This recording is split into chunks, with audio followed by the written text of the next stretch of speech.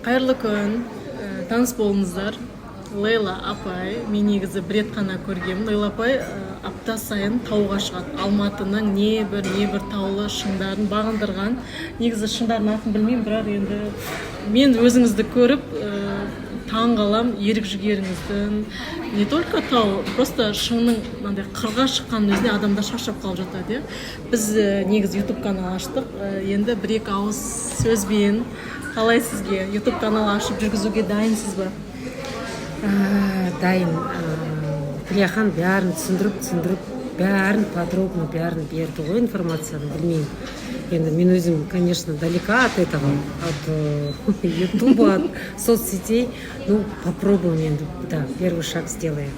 Иә, сізден міндетті түрде, тұрақты түрде видео түсіру и уақытылы салып тұру не қылады, жасау керек болады.